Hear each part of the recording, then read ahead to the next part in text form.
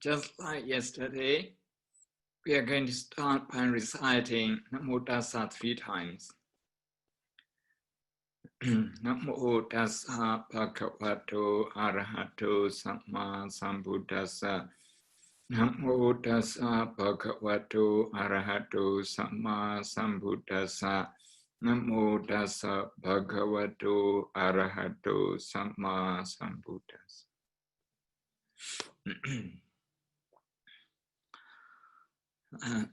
Today is the second lecture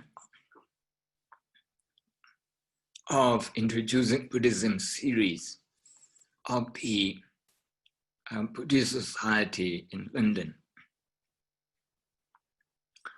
And today the topic I'm going to discuss is, as you have seen on the website, the 3 signs and 3 poisons. 3 signs and 3 poisons. 3 signs, sometimes we call this 3 characteristics. 3 characteristics. Some people may be familiar with this in the name of 3 characteristics. Some people use the word 3 signatures or 3 signs.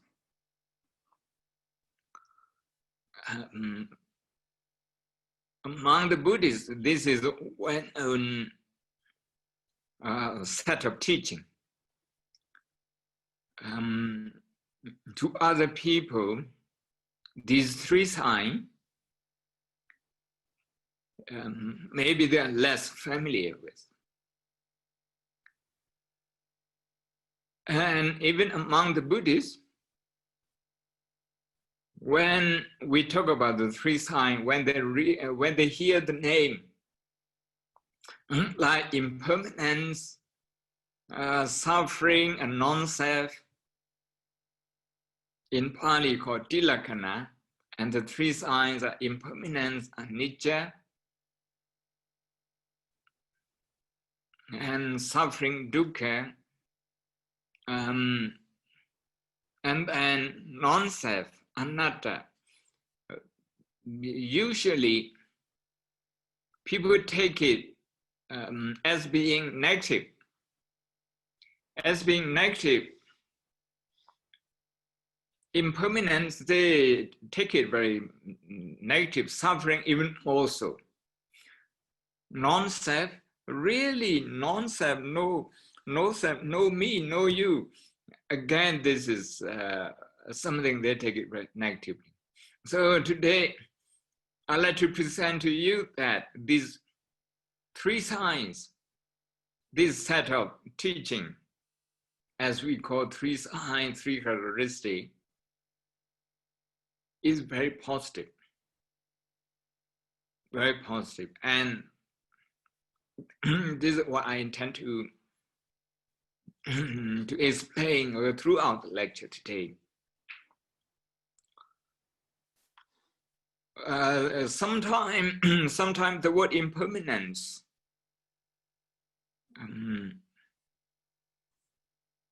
is considered only on negative light. Say, for example, when something we hold dear to vanishes, disappears, and people will remember impermanence, the teaching of impermanence. And this is all right. This is the right way of reflecting on the situation. But that's only half of it. That's only half of it. When somebody is not well, and that person recovers, that's also because of the law of impermanence. The sickness is impermanent. We, in this world, we have had many pandemics in the past. And each time Okay, we find something um, to manage it, to deal with that. And some of the pandemics, they disappear. So that's also the law of impermanence. We need to remember the law of impermanence also when things change from bad to good, and from good to better, not just from good to bad. I'd like to emphasize this one. Then, in place of impermanence, if we try to see and to use another word, that is change and changeability. Change and changeability. Then maybe change is a little bit more objective and neutral in some people's mind. If that's the case, go for it. Go for the word change. In Pali, it's called Viparidhamma. Impermanent is called anicca. Both are synonyms. Change and changeability. Okay. Even when we are dealing with change and changeability, we all react to change, the prospect of change, the reality of change in different ways, depending on our emotion. If something we like is going to change, then we get upset. Okay, we experience sorrow.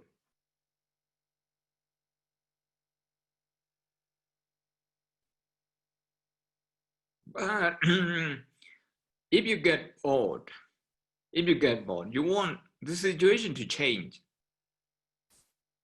because the change might bring something exciting. So not that we understand change objectively, but simply because we get fed up with something. We feel bored with something. That is why we welcome change. This happened in election, this happened in the environment. So sometimes people, okay, they like to go on holiday because they feel stuffy being at home all the time. So they like to see something different, something new. There's nothing wrong to see something new, to learn from something new. But if we are propelled by, if we are pushed by boredom, actually we need to look at that negative emotion of boredom.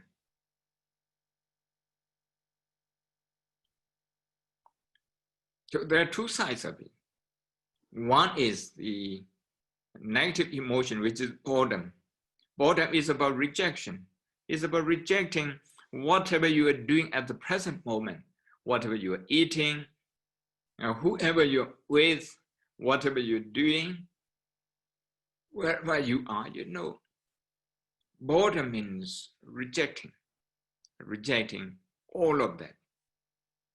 So in that instant, people usually welcome change, not because they have an insight, an understanding into the nature of change, but because they just want to get rid of something. So they would say, welcome change.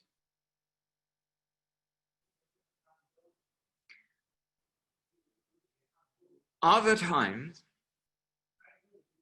not because they get bored, but because they get angry, they get irritated.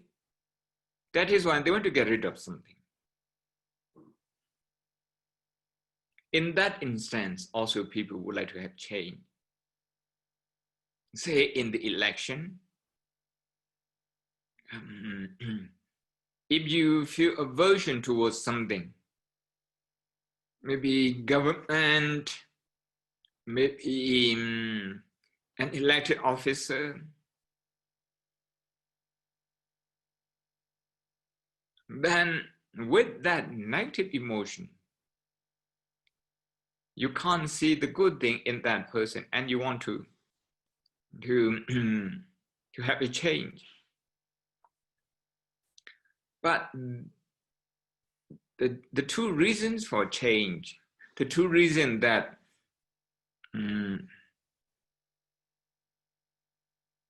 many people usually welcome change, that they are not part of an understanding, objective understanding. The two, to recap it, one is boredom. Boredom pushes us to look for something, for a change. And the second thing is aversion or anger, dislike, whatever we want to call that, is emotional rejection. So that also pushes us to look for a change. But what the Buddha is saying, change is not that. The Buddha is talking about what happens with our mind and body, with our life, and with anything outside, anything we see with our eyes, anything that we hear, anything that we experience.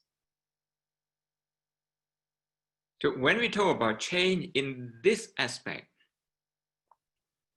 this can bring fear. Why fear? Because we fear of losing something. For example, if you look at me, okay, I would prefer, okay, a youthful face, not changing. Okay, I would prefer a strong and healthy body, never changing.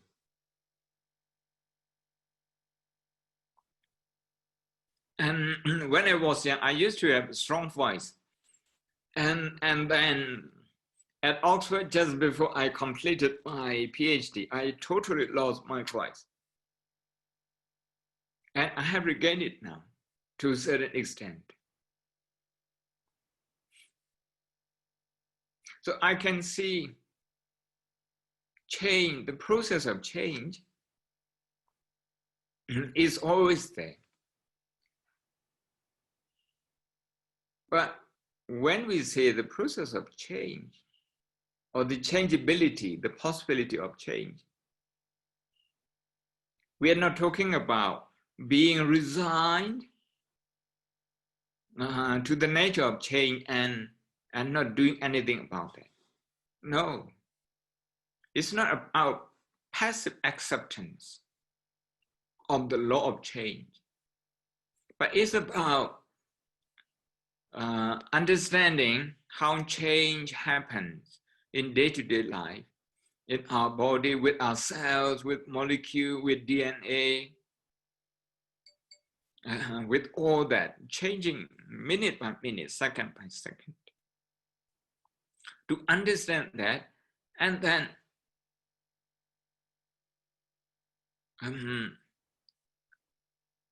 to train our minds so that we live with that change, so that we don't fight with that change. The first thing. The second thing is so that the part of change that we can do something about, so that we do something about, so that change happens, okay, in a positive way. Our emotion changes all the time. Changes all the time. And people's opinions also change.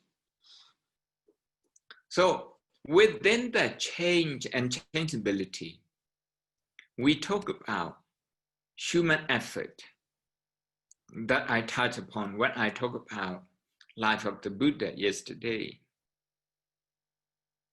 Human effort. So we believe in human effort.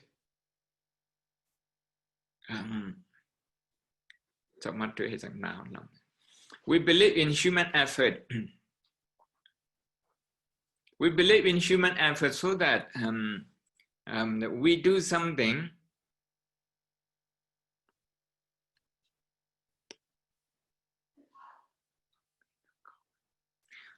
so that we do something and changes happen for the better. So the changes happen for the better. So this is all about the middle way or the Noble Eightfold Path that we are going to be talking about in the fourth lecture. It's about recognizing human effort. But human effort wouldn't make sense if we cannot change, if we cannot change things. Human effort wouldn't make sense. Human effort is meaningful only if things are changeable. We can change from ignorance to wisdom, from anger to compassion, from misunderstanding to understanding,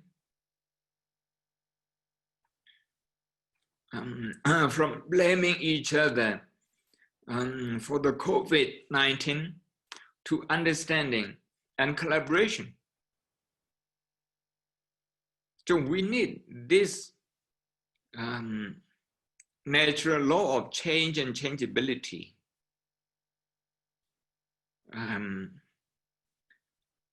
to initiate something. So basically, as a human being, we accept change partially, or we want change. We are keen to have change and changeability. But when we think change means facing something less familiar, an unfamiliar situation, then that triggers fear within us. Change in the workplace, if someone new coming in, joining the team, everybody has anxiety. Even the person who's coming also experiences anxiety until we get to know each other and we set it down. You can see change is often associated with anxiety. Only for people who want to get rid of something, then for them change may be associated with something hopeful.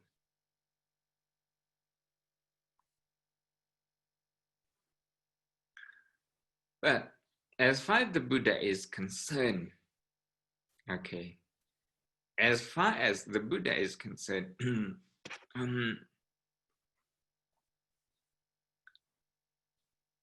understanding change in the change and changeability in theory, that's not sufficient.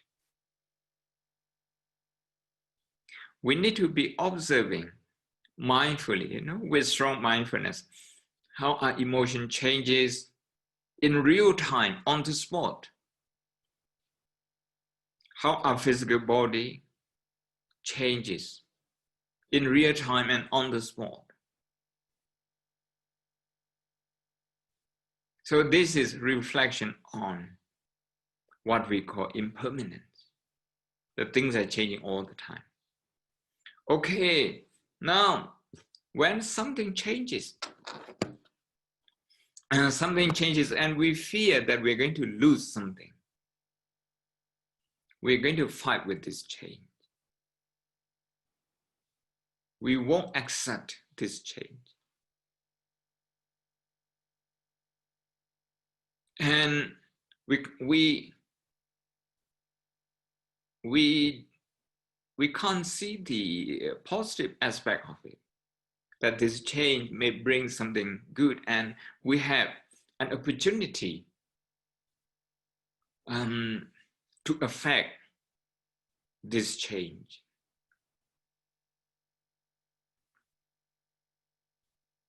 So fear, that fear is suffering. The second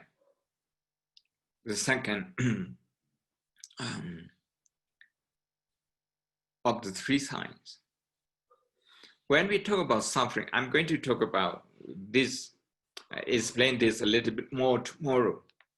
But the word suffering is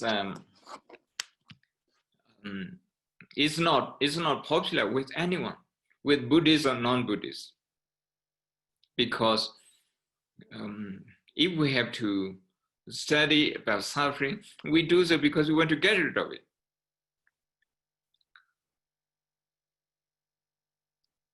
I mean, living with suffering is not something that we are keen with, that we are keen to do as a human being. This is where the enlightenment of the Buddha comes in, and we may find it very helpful. The Buddha says, if we learn, or if we know how to live with suffering, maybe a lot of suffering won't happen. The involuntary suffering, something that we can't avoid, it will happen. I want to recall, I want to refer to one a famous forest meditation master, still living in Myanmar, in Burma. He writes and he talks sometimes, but he doesn't run retreats and something like that. He lives in solitude most of the time. His name is Mahabodhi Nyingsia. The way he puts it is like this.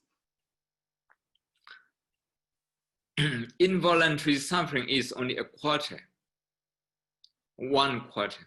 The 3/4 are voluntary, meaning we don't understand, we don't know how to live with that 1/4 involuntary suffering.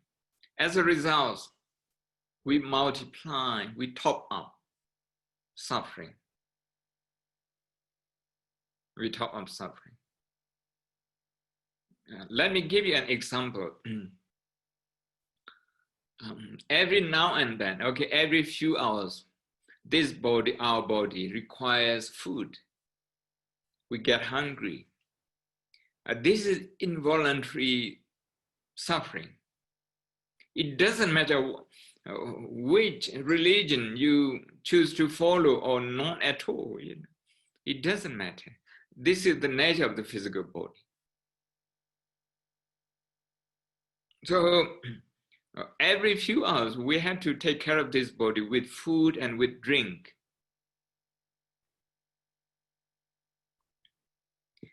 If we are aware of these basics, okay, this basic requirement of the body, and we will only take food that is agreeable to this body. Sometimes we don't do that. We go after taste. We go after the taste. Even if the food doesn't agree with us, okay. Oftentimes, okay, we go for it. We go for it, especially young people. What happened after that? Okay, we have to go for the food that we crave. And we are blinded to any danger that the food that we are after, is supposed to have. Because we're not looking at the food as a nutriment, something to reduce the suffering of hunger, suffering of malnutrition. Instead, we look at that as an enjoyment, sometimes more than enjoyment. Sometimes we look at that as a social status, a sign of social status. If we look at it as a sign of social status, now our psychology changes completely. So this is how we top up suffering. Suffering exists, but the unavoidable and involuntary suffering is quite manageable according to this Mahamyansyara. The 3 quarters, but this is not rocket science, okay? This is just to tell you that our subconscious mind, our automatic mind goes into spinning, and what it does, who knows? It increases pain and suffering.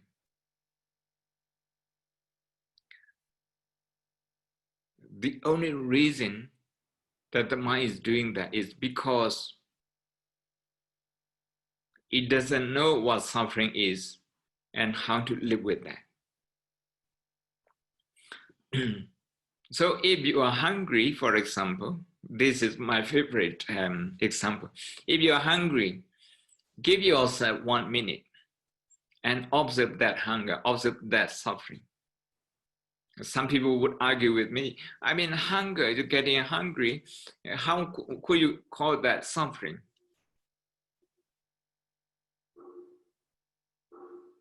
The word suffering or dukkha simply means something difficult to bear with. Something difficult to bear with, okay? I mean, hunger is something difficult to bear with. When you are hungry, what happens to you? You become restless, you can even faint. It's not something easy to take. I mean, hunger, not easy. For a baby, they would scream straight away with hunger.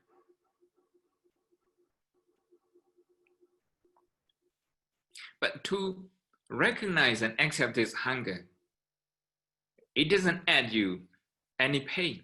This is the magic of it. The magic of understanding pain. Of course, I'll be talking a lot more about this tomorrow when I talk about the Four Noble Truths. Today, just to say that suffering is psychological as well as physical or physiological. And the point I like to make is that the majority of the sufferings are down to us not knowing how to manage suffering. So in order to manage it, is so important that we know it. In order to know it is so important that we go through it mindfully.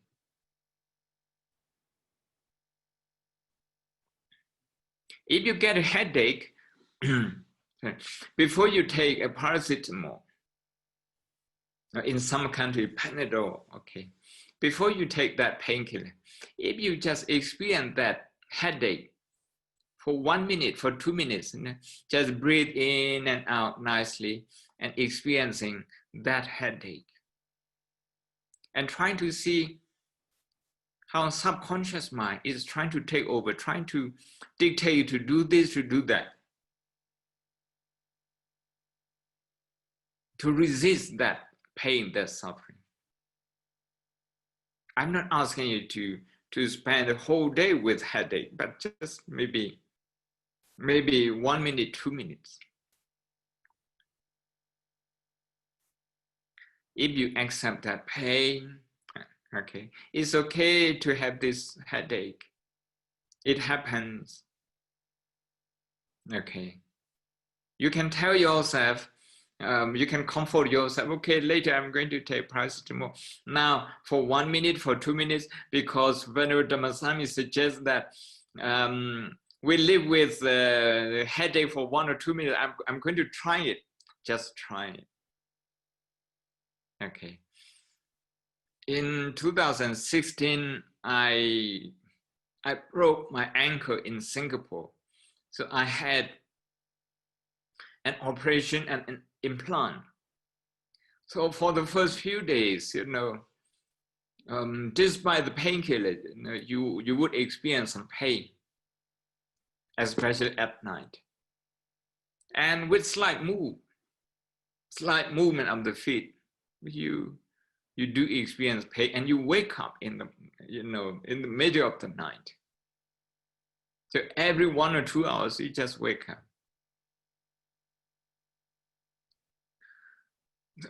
During daytime, intentionally, I took only 1/3 of the prescribed painkiller because I wanted to observe the pain. I wanted to know how my subconscious habit, my reaction pattern is towards the pain, especially my subconscious habit. In simple terms, I wanted to take the opportunity to train myself to live with pain. So taking less painkiller means, okay, less damage to less burden to my kidney as well. So I did that, and it was a very rewarding experience. In meditation, this is what we do. Whenever there's physical discomfort, at the beginning we refuse to live with that. Okay, we like to get rid of it straight away. But with meditation advice that we get from our teachers, we learn how to observe it. Actually, when we observe the pain, that suffering of physical discomfort is quite bearable. At the beginning, 10 minutes was just too long. But after, too long means not just physical discomfort, not just physical pain, but also psychological pain.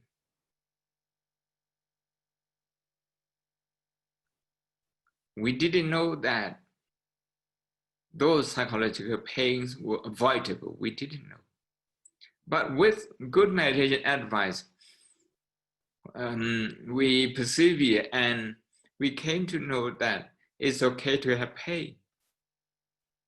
It's okay. We accept it. We learn how to live with that. What happened? We can meditate for 45 minutes, for 1 hour, some people for 2 hours, 3 hours. And the physical pain doesn't bother them anymore. Of course, physiologically, not much has changed. Of course, today in very advanced scientific era, we can talk about neurological research and meditation. And when we resist, the amygdala, the all part of our brain works, and we spend more of our energy. The blood flow, the oxygen use is at is maximum. But when we accept, when we don't resist the pain, and our brain changes from old brain to new brain, to the frontal cortex, and as a result, the flow of oxygen, the use of oxygen, and and also the blood is less. So physiologically, we are not increasing, we are not topping it up. The pain, the original pain, the pain remains as at its original or manageable level.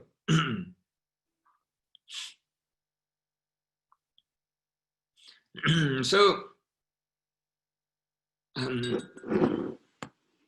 accepting pain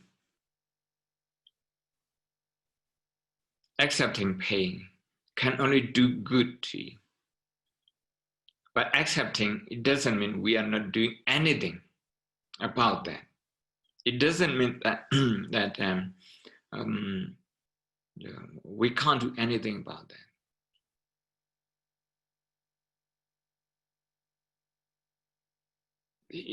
Buddhist belief is not about fatalism. It's not about determinism. It's about human effort that I talked about yesterday. So when we accept suffering, this is part of the strategy, if you like, the strategy or the coping mechanism. And it doesn't stop at that. After we have accepted suffering, we observe that closely. And when we observe something closely, understanding can only arise at that time with close investigation and observation.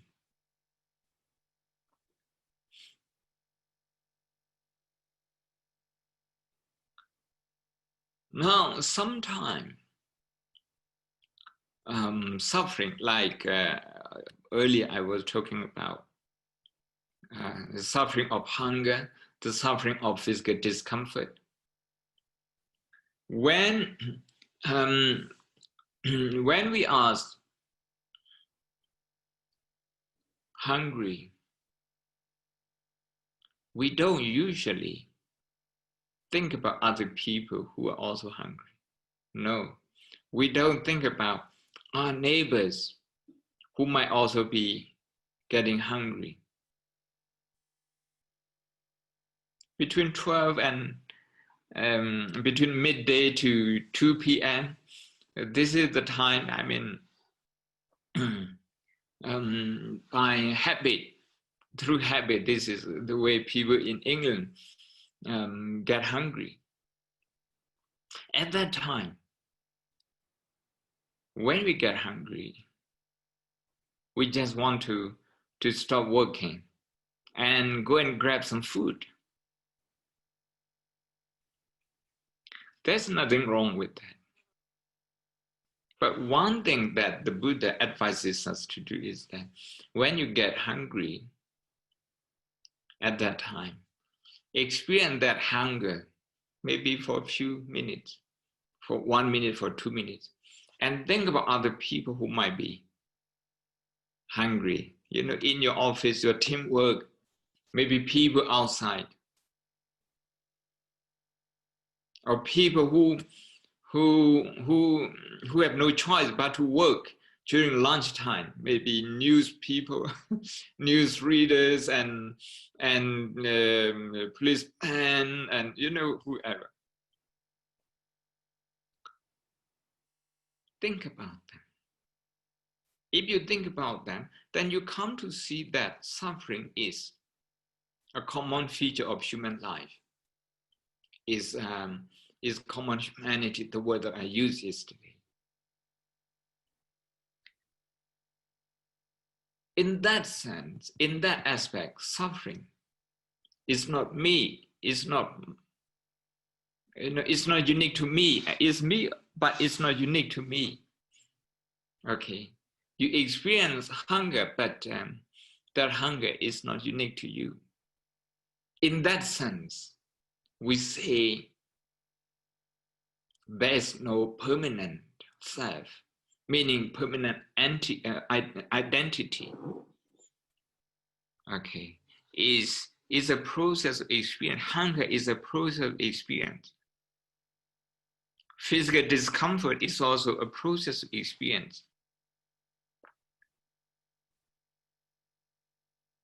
They happen with conditions. They are conditioned. With this, I'm telling you that I interpret anatta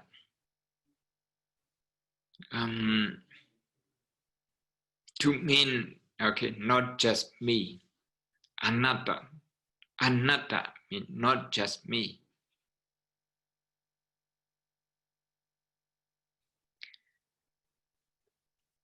The temptation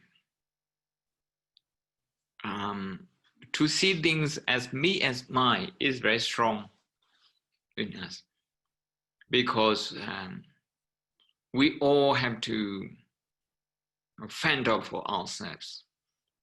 Everyone. It doesn't matter which political system a country adopts. Those days, communism, now open democracy. We all have to stand on our own feet. So this, coming from the situation where we are totally dependent on our mother, and now we have to take care of ourselves. This is a big leap, and it creates excitement as much as anxiety.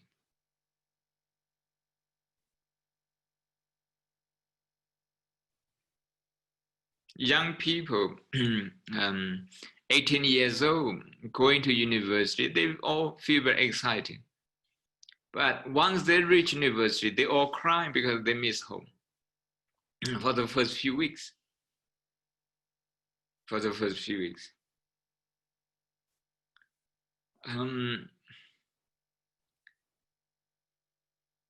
At that moment, usually when students come to me, I ask them to talk to their friends who are in the same situation. When they see other people share their experience, the experience of being far from parents, from home, for the first time having to totally depend on themselves. When they see other people share their experience, actually their pain of being away from home is reduced.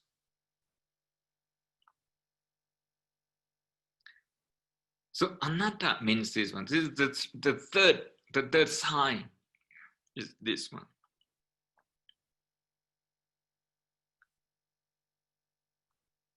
Is to counter against the tendency to personalize any experience as me and mine. Okay. Because once we have identified that as me, as mine, we are not going to let it go easily. We want to cling to that. Suppose if you cling to some form of disappointment, you don't see that disappointment is quite common to people. At that moment, when you really feel disappointed, it looks as if you are the only one, okay, being disappointed in the world, in the whole world. So that tendency to personalize, to look at things in a very fixed way, and not share that experience with other people. In theory, in practice, That's what we say, that's what we call ignorance or delusion. That delusion is one of the three fires. Okay, the sermon of fire, the fire sermon of the Buddha. This is 2,600 years old. And soon after his enlightenment, the Buddha met 1,000 ascetics who are fire worshippers. They worship fires. They were very good ascetics, very devout, very dedicated, very genuine in their practice. But the way they look at fire was a fire outside, fire that you make and then you worship it. The Buddha reinterpreted fire for them. The Buddha said fire is actually psychological. Fire that is more dangerous to human being is psychological fire. One is delusion. Delusion that my pain, you don't understand, you don't share with this pain, you don't know, you don't have any pain, your life is all perfect. My life is chaotic. We often have this notion. Sometimes when you have to tidy up, a lot to tidy up at home, you feel you are the most, you are the busiest person on earth. Okay, the busiest person on earth. That notion often comes to our mind. If that happens, a tendency within us is triggered. The tendency to personalize, to cling on things, and because we want other people to recognize our workload, busy life. And that recognition, often comforts people.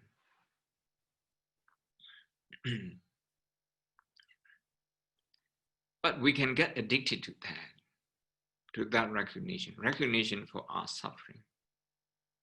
So the first is, if we recognize the involuntary, the unavoidable suffering early on, then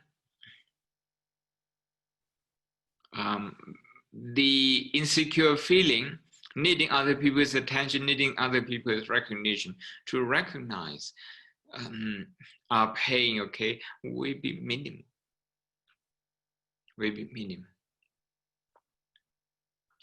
So the tendency to personalize comes from insecure feeling.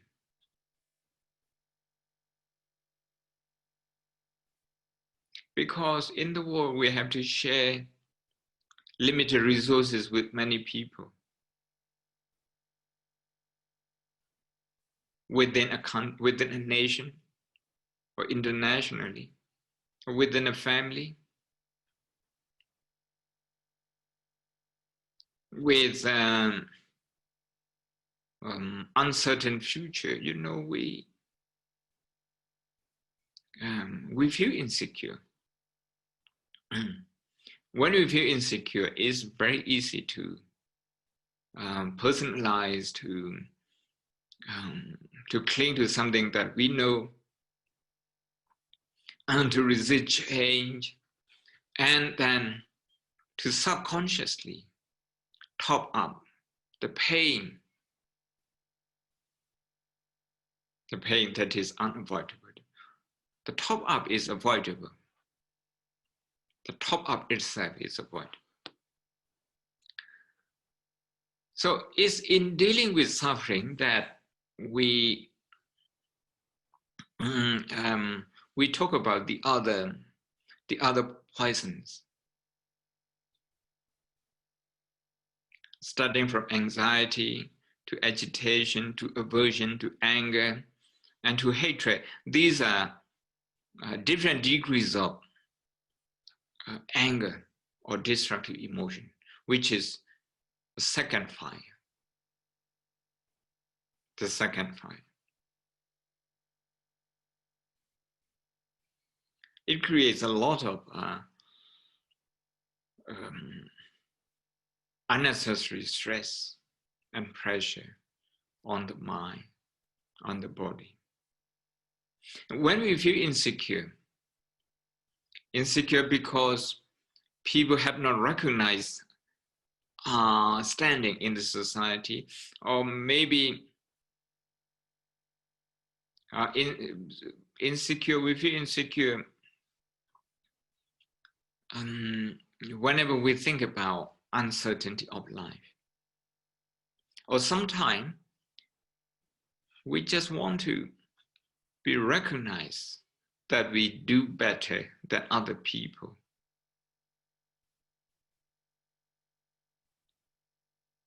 So we start accumulating. Greed is the last. Sometimes it's considered to be the first. But here, today, I talk about it as the last poison. We feel secure when we own something. It may be, a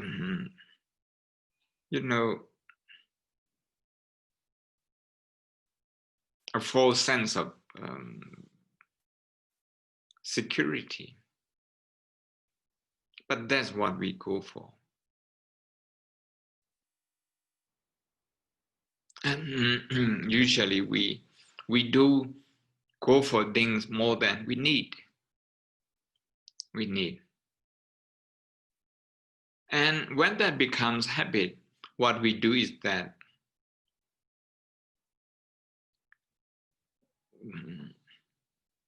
we fancy something that other people have and we don't.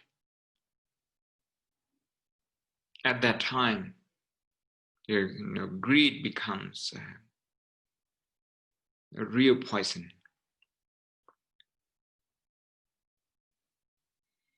We look beyond our need and we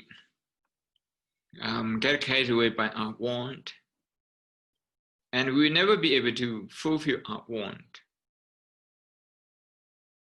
But our need is possible to fulfill.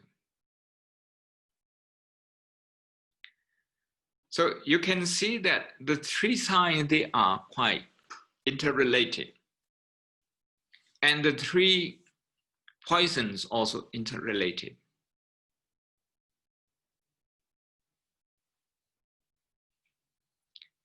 By seeing one of the signs, you may see the other two.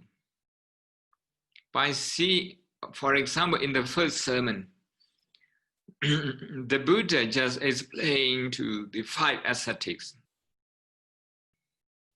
who ran away from him just before his enlightenment. They were with him, as you remember, for many years. But just before his enlightenment, because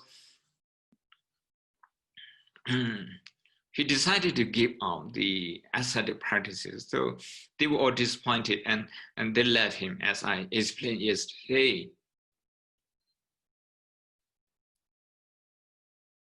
But with compassion, and also compassion means, accepting and focusing on suffering, on dukkha all the time, so that your heart becomes shaken with compassion, that you are moved, you are so moved. You're so moved that you just think about what you can do to help other people. So that compassion, with that compassion, the Buddha went to the 5 ascetics and he gave the first sermon. I talk about this tomorrow as well. But one thing that I'd like to point to you related to today's lecture is that in that first sermon, the Buddha only talks about one of the three signs. He only talks about suffering. If we examine the text as it is, as we have it in our hand now, he didn't talk about non-self, he didn't talk about impermanence.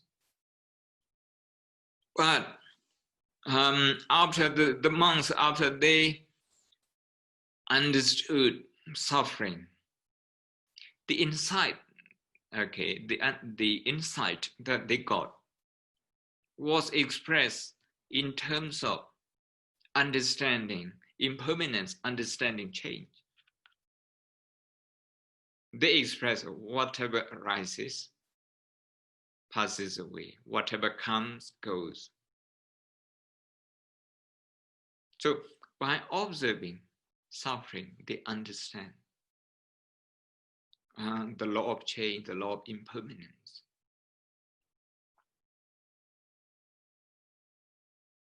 And with that, they were able to reduce the effect of the three poisons.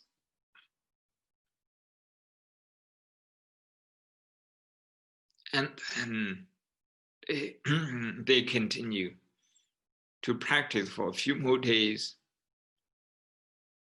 looking at the habit of clinging, looking for something secure. If not now, maybe next life. What would happen to me after I die? So they want to have something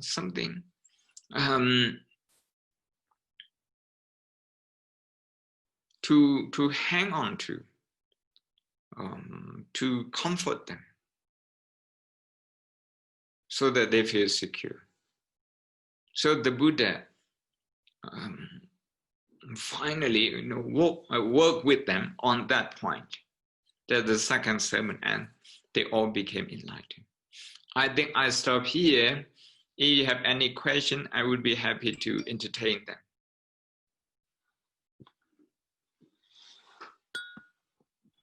Hello, Marlon. Hi, thank you, Bhante. That was really great. We're just waiting for any questions to come in through the chat. Someone asks, what can we do to help small children who are suffering?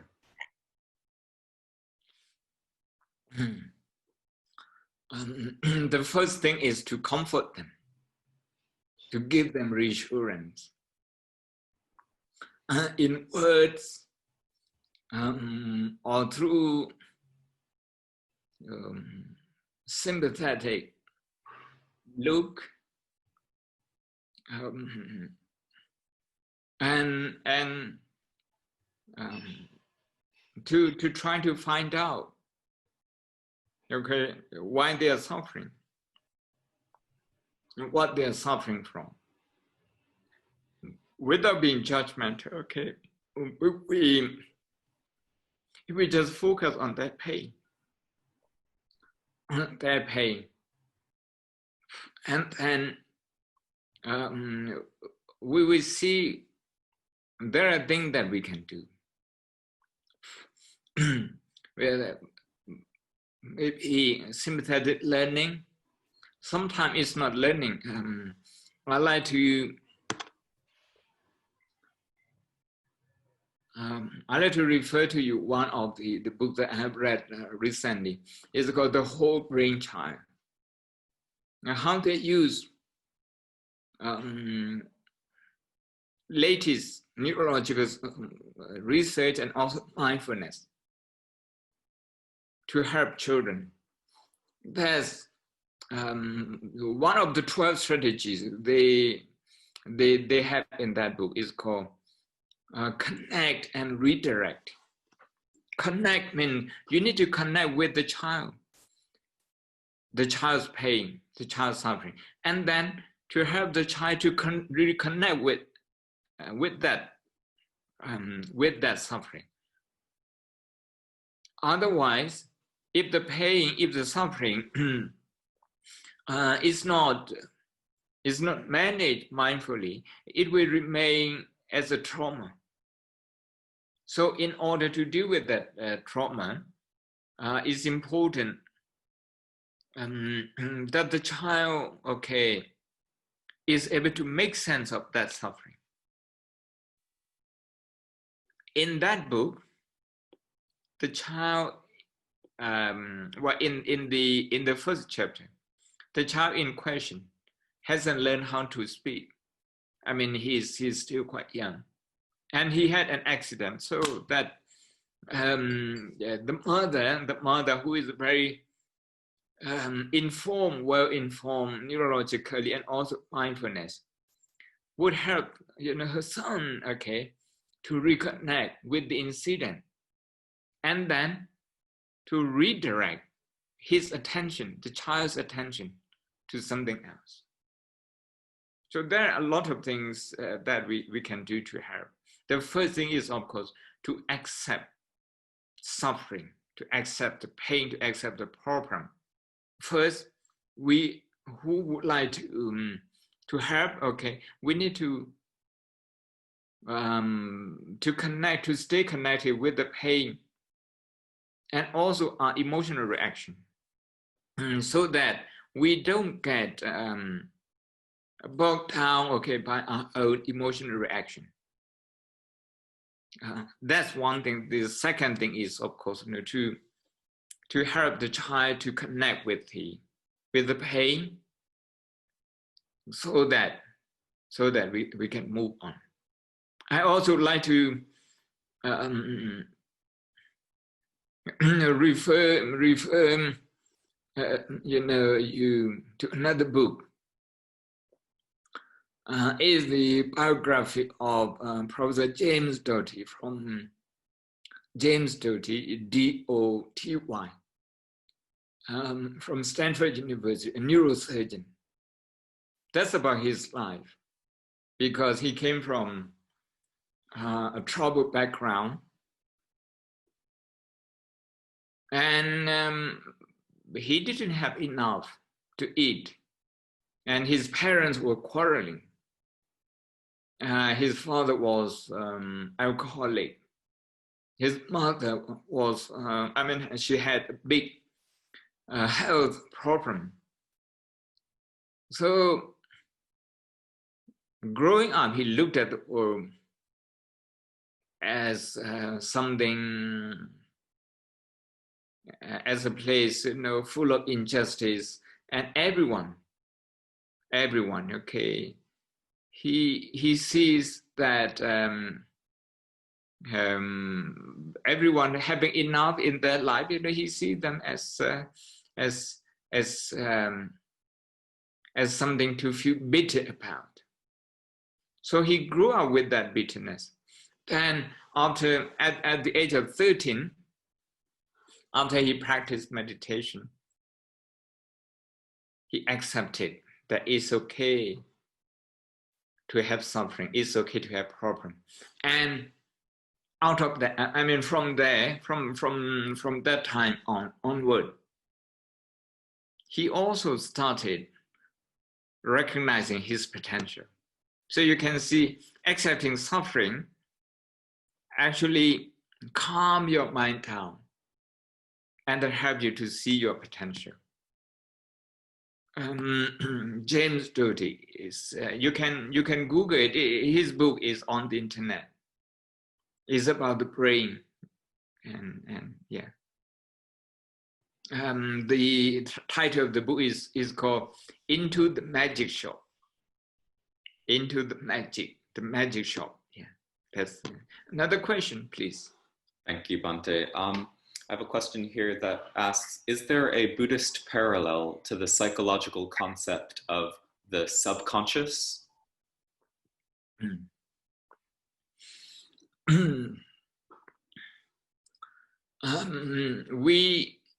We don't have the direct translation of subconscious,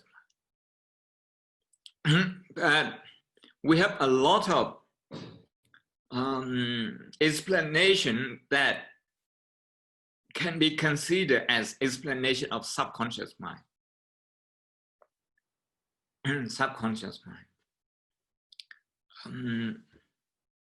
We talk about 3 levels of negative emotion. The first one is manifestation. That the emotion that becomes manifested either through action or through words. That one level. The next level is called active consciousness. This active is different from the manifestation level. It's active in the mind, but it has not manifested outside. The third one is latent or dormant defilement. So when we talk about this, when we talk about meditation or training the mind, we talk about the need, okay, to actually get into the dormant level of the mind, of the consciousness. So that's quite similar to subconscious mind. In that, what we talk about is habits. Habits. So it's about changing habit. It's about a belief in Buddhism that we can change our habit.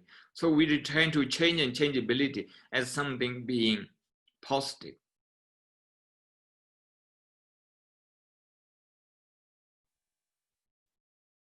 Okay, I'm not sure if I answered your question. Thank you. Thank you, Bhante.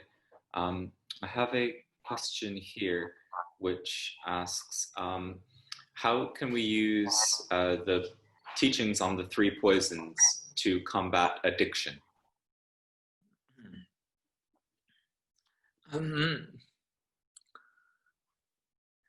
We need to start with mindfulness, using mindfulness to recognize the pain.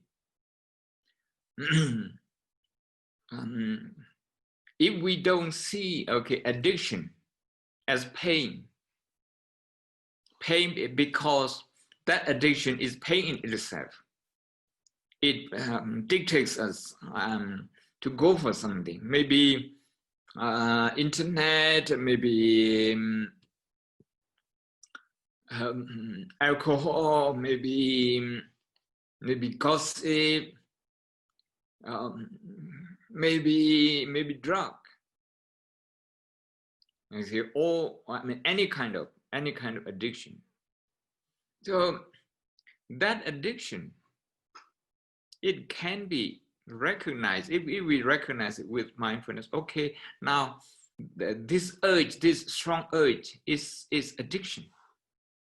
That mindfulness, okay, is the beginning. With that, to use a very Buddhist term, if we can reflect on that as pain, wow, this is causing me pain. It's just so difficult to resist this urge. So once you have reflected on that as pain, just briefly, then just turn your mind to something else.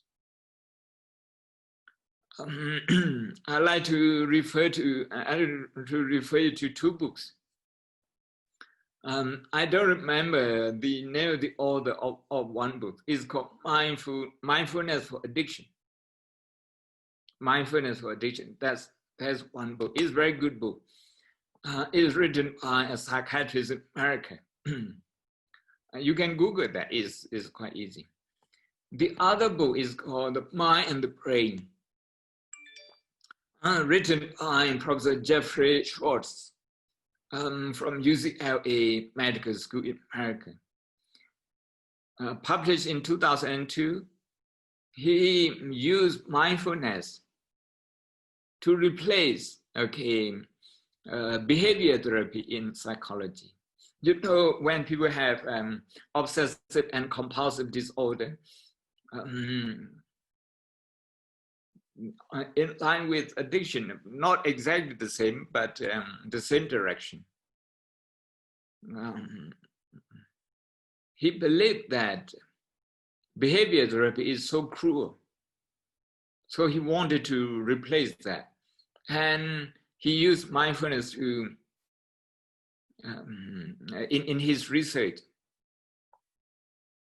So the mind and the brain, this is about neuroplasticity, published in 2002, 18 years ago. So I think this book is also relevant for addiction, managing addiction. Thank you. Thank you, Bhante. I have a question here that asks, how can you accept a situation without losing the ability to change it? For example, how do you accept an illness without losing the desire to fight, to change and recover from it? You have to stay with your breathing. You have to stay with your breathing. I repeat again 3 times. You have to stay with your breathing. If your mind is calm, okay, the insular part of the brain will work. Okay, in that moment, the executive brain is active. Okay, losing the will to fight, that is the right part of the brain, the emotional part of the brain. So those two sides of the prefrontal cortex, they don't work at the same time. In Buddhist term, if you can stay with your breathing, maybe for 3 minutes, it doesn't matter whatever disease you are suffering from. If you can stay with your breathing for 3 minutes, I mean, your mind will still wander during the 3 minutes. It's okay. Expect that your mind will wander. Okay, but trying to stay with breathing. If you can stay with breathing, even for 1 minute, in that moment, okay, you will not lose hope. The tendency to lose hope, okay, will not overtake you. It will come from time to time. But the executive brain, the insular, the ACC, that is anterior cingulate cortex of the brain, associated with mindfulness, is about calm and confidence. It's about seeing things positive. It's about seeing things positive. When we lose hope, that's because we can't connect with anything positive in our life because of this pain. Because of this pain. I think 4 months ago, 4.5 months ago, I was talking to the carer and the sufferer of cancers, cancer patient in Rangoon. I showed them some video clip from Canada, people who meditate, who use mindfulness to calm down, to stay with breathing. They say they handle the automatic thoughts a lot better. Automatic thought, the subconscious worry, they deal with that a lot better. And in general, 2 more hours of sleep, meaning better sleep. This is 10 minutes meditation, okay, for 2 hours of sleep. I think it's worth investing. But it's better that you keep in touch with other people who suffer from the same thing.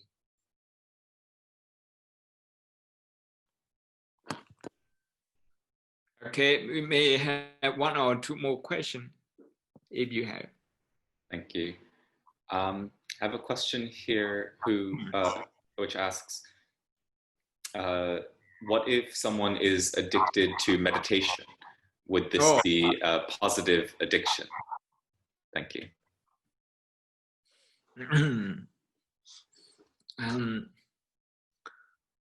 I like to recall what I have written years ago, maybe in 1998 or 99. I talk about practicing meditation and living meditation.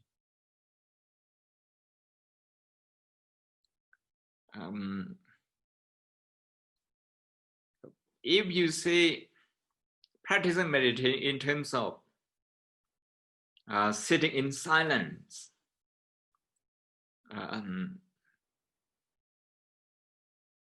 it is possible that we lose balance in life, that we ignore other things. The heart of the Buddha's teaching is to engage with suffering within ourselves, suffering in our life, and also suffering in other people's life. Because if we just look at suffering in our life,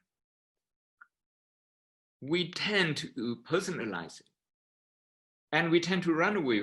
We like to run away from it. Okay, a lot of experienced meditation teachers, when they guide you in meditation, they wouldn't want you to stay for too long in that total calm and concentrated state.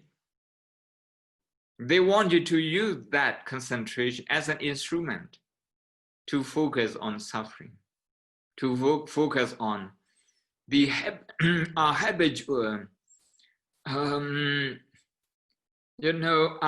habitual reaction to suffering. Because liberation from suffering doesn't come from concentration. It comes from concentration plus understanding plus compassion. So I think living meditation means to listen to people who are in pain, to share with their pain. This can be a form of meditation. So I would call it living meditation. Practicing meditation is to gain some stamina so that we can do the living meditation.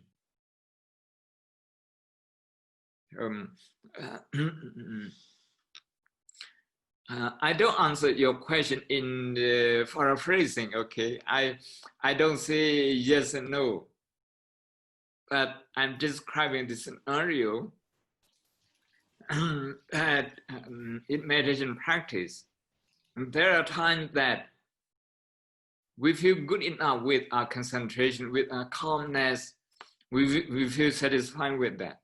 But an experienced meditation teacher wouldn't want you to stay there.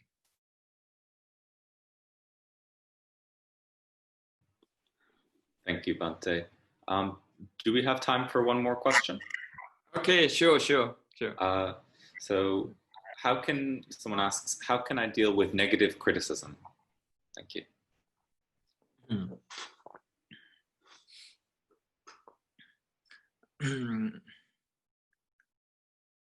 I use one phrase that is attention and attitude.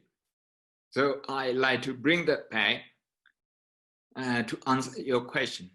Attention is not just attention of our emotional response, but attention of the reality in the world, in the whole world. Okay, I like to recite one phrase in Pali that is in the commentary. It says, "Nati loke anintito." There is no one who has never been criticized in the world. There's no one. Holy people, they get criticized. Leaders, popular people, they get criticized as well. So first is to be mindful of, to pay attention to this fact of life. And the second, to change our attitude. Change our attitude that it's not possible for us to be correct all the time. And it's not possible for other people to be correct all the time. So in this case, I really like the English expression of the benefit of doubt. Give yourself the benefit of doubt, give other people the benefit of doubt. If you do that, I think when somebody criticizes us negatively, we give the benefit, oh, this person may be correct. And we give attention to that. We give attention and we examine. If that person turns out not to be correct, okay,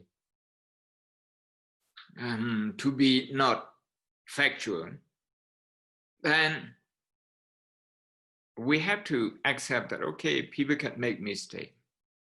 Maybe this is my opportunity to explain. But remember, whenever we explain, if we still get angry and we try to explain at that time, we usually make mistakes. We don't, we solve a certain problem, certain part of the problem, but maybe we plant some seed for further problems. That is why pay attention to our own reaction at that time, also to pay attention to our attitude. Because sometimes when we work hard, we only expect praise and positive comments. We forget the benefit of doubt. We don't